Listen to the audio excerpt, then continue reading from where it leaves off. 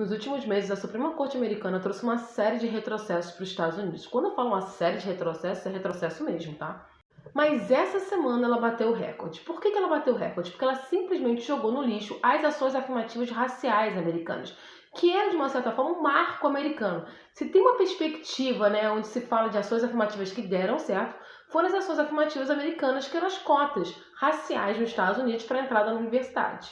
Mas esse movimento de retrocesso da Suprema Corte já estava rolando há algum tempo, inclusive quando ela praticamente jogou no lixo também as leis que garantiam o acesso ao direito ao aborto, colocando na mão de cada estado a questão do aborto, traduzindo, né, aqueles estados super conservadores, a coisa ficou terrível. Mas por que isso está acontecendo? Isso não é um movimento não esperado. No governo Trump, a Suprema Corte foi loteada praticamente de extrema-direita. Antigamente, a Suprema Corte tinha uma parte conservadora, uma parte progressista e um voto de Minerva ali que ficava entre os dois lados, normalmente muito mais técnico. O que a gente tem hoje em dia é uma maioria conservadora. E essa maioria se formou também no governo Trump.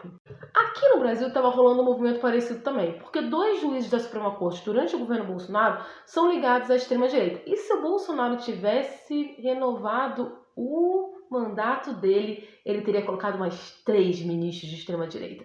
Mas agora Bolsonaro não se pode se eleger nem para síndico, né? Mas voltando à Suprema Corte.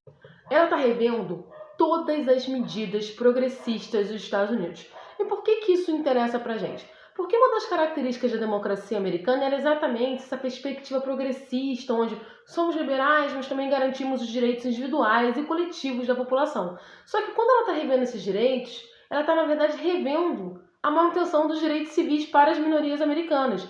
Quando ela acaba com as ações afirmativas, quando ela questiona a questão do aborto, quando ela começa a passar por cima destas questões, ela está, na verdade, dizendo um não à liberdade individual das minorias sociais. E isso pode não parecer, mas é uma característica da ascensão da extrema-direita. Só que ao contrário dos outros países que a extrema-direita está na presidência ou está ali disputando vaga na presidência, no caso dos Estados Unidos a extrema-direita saiu da presidência, mas ela deixou um legado. E o legado dela é uma Suprema Corte extremamente conservadora e antiquada que está ali imbuída de rever todo o caminho progressista dos últimos 60 anos nos Estados Unidos. Hoje mesmo, a Suprema Corte suspendeu uma legislação que o Biden tinha colocado, onde perdoava dívidas estudantis dos jovens americanos. Ou seja, não vai ter mais perdão. É como se os Estados Unidos estivesse voltando assim a antes de 1964 ou estivesse virando o conto de Aya. É mais a segunda opção. E a gente tem que ficar de olho porque o que acontece lá, acontece aqui.